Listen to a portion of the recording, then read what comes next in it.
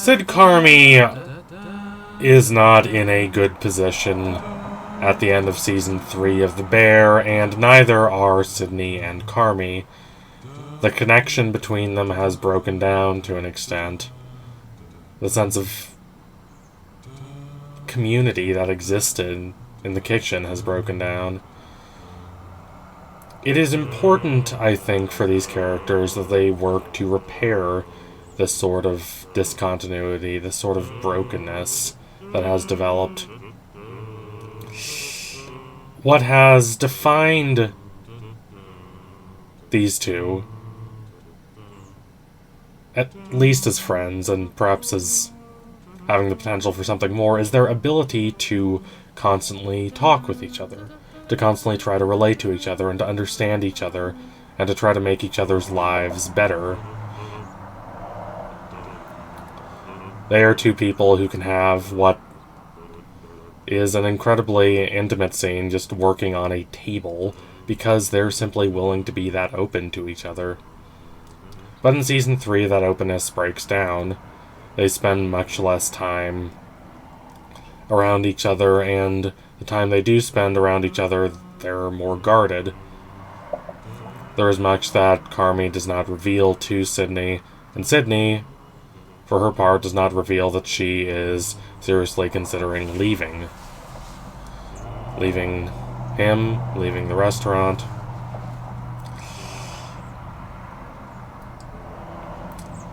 The relationship between these two, romantic or otherwise, is incredibly important to this show. And it's incredibly important for these two, thus, that they try to rebuild it sometime before the ending of the show. I do believe that this will happen, but it will be a long process. It requires much examination. It requires a great willingness to purge themselves of their illusions, of the self-serving but misguided perceptions they have that ultimately pull them apart and create such isolation between them. Jung talks eloquently about the need for a journey in a psychological, emotional sense, because there is a certain perception of the self that builds up over time, a certain set of convictions, beliefs, and perceptions that constitute a sense of identity, sense of self-concept. There's nothing wrong with this, but eventually, as these platitudes, these axioms about who the self is become repeated over and over again, they dry out, they lose touch with reality, which is liquid, amorphous, always flowing and changing. And thus there is this division between an overly narrow and overly restrictive conception of the self and the outside world.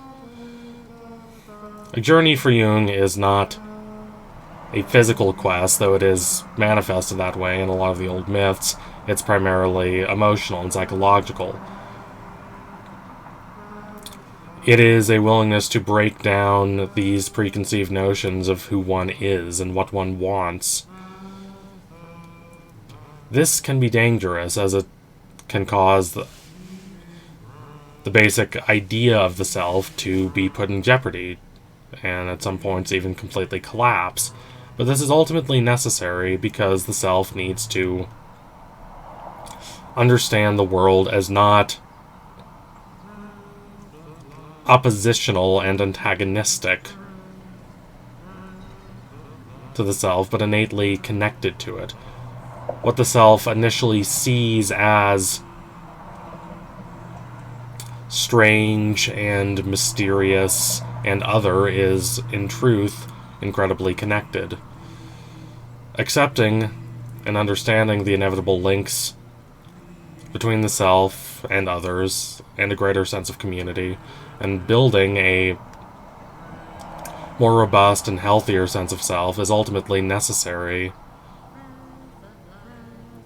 for one's own personal being and for one's being in the world and being with others. Creates a more organic and ultimately truer idea of who one is. These are two people who need to go down a journey of this sort, who need to understand that they have fallen into these false and limited perceptions of who they are. Carmy is especially guilty of this, as he has become a bit fatalistic. He has internalized a belief that he is a destructive, chaotic person. And to a certain extent this is true. He does have these qualities, but they are not merely innate to him. He is not stuck within them. And his attempt to overcorrect for those qualities by being extremely overly precise has created distance between himself and others. He ultimately needs to break down this understandable but ultimately unproductive idea he has of himself and be more willing to be vulnerable, to interact with others, to learn from others, to not see those around him as antagonistic forces, but people and an overall environment that he is innately tied to. Sydney is not quite as damaged, but she is very reluctant to be open to, especially to Carmy. She's reluctant to ask for help. She's reluctant to really be close to others.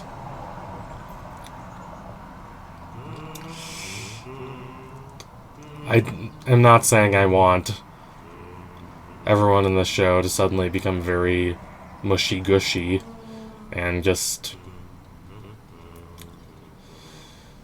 become extremely overly emotional and idealistic people, but to a certain extent they do need to make that effort to try to connect, try to overcome their trepidations,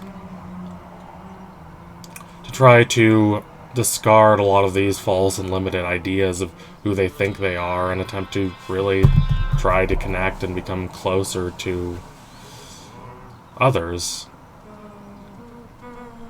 This is important for the relationship between these two, regardless if it's romantic or not. But of course, if it is going to be romantic, if they are going to have that deeper and more abiding level of connection, it is absolutely essential and important. They are not doing that right now. And there are reasons for that. There are understandable reasons, but it's ultimately keeping them trapped in these narrow, restrictive conceptions about who they are that are isolated from others, isolated from the world, and are ultimately rather rigid and not productive to their overall well-beings. Ultimately, these transformations need to be grounded in an idea of futurity, of moving forward collectively, and with an idea of how, as Martin Heidegger discusses, all being is being with, Mitsein. There is no such thing as this singular, isolated self, completely severed from the world, as pure mind and thought and reason. The very idea of the self, the very idea of the individual is innately tied to others, and not acting in comprehension of that innately leads to this kind of desiccation of the self, this emptying out process. It's also important, I would say, that Carmy's transformations do not lead him back to Claire. I'm not saying this because I have a deep disdain for Claire, though I do find her rather thin as a character. I'm saying this because so much of this show is about Carmy trying to move forward. Trying to find a balance between chaos and complete control. As I discussed in a previous video, it is precisely the very tumultuous and turmoil-rich environment in which he grew up that led him to the extremely rigid, borderline authoritarian environment of David Fields. And that's not healthy either. He needs this desire to create an idea of who he is going to be going forward. And that is an idea with the people that he has spent all this time around.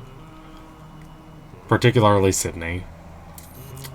But to a somewhat lesser extent, the other characters we've gotten to know and care about in this show. Claire is ultimately a figure from his past. That is why he is so happy to meet her, but it is also why she cannot bring him that sense of peace and serenity that he truly wants. She is too tied to the life that he is trying to leave behind. That broken, uncertain, chaotic life. This is demonstrated extremely vividly in the panic attack scene in Season 2, where he thinks about Claire, but it does not calm him down, and if anything, it increases his guilt, his anxiety, his disdain of himself. Instead, he thinks of Sydney, and that helps calm him down. That is partly because of his great affection and care for her. A care that he has sadly not shown recently, but still exists within him. But it's also just because she represents the future for him. She represents this new life that he is trying to build out of the ruins of his past. Sydney, though she is not quite as burdened with all of these destabilizing experiences as Carmy, feels the same way. She wants a clear and hopeful idea of her future. And that future, as the show constantly emphasizes, is something that needs to be built together. That sense of natality, revitalization. It is not something that is merely the creation of the individual will. The show is extremely critical of people like Fields, who are authoritarians and try to enforce their singular idea of what the future should be over others. Instead, the future is something that is built communally. It's built together by people who have a clear idea of what they want the future to be for themselves and for each other. Sydney and Carmy have the potential to do that. There is this deep care for each other, this deep concern for the well-being and prosperity of each other.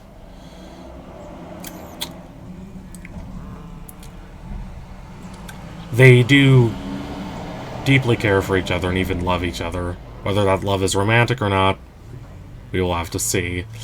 But there is this deep, deep desire to connect with each other that is demonstrated constantly, especially throughout the first 2 seasons of the show. Getting back to that, and getting out of their egoistic and ultimately unsatisfying perceptions about who they are, and being willing to connect on this deeper level, is essential for this relationship, of course, but it's also essential for these characters and for their ability to move forward and have these broader and more healthy ideas of who they are and how they think of themselves. So thank you all for watching. If you liked what you saw today, don't forget to like, comment, and subscribe. Donate to my Patreon if you can, and you want to see more videos like this before anyone else. These two have always cared for each other since Season 1. They do care for each other, but that connection has been damaged. It's been severed to an extent. They can rebuild it, and it's beneficial for the both of them that they do, but it will take a lot of work.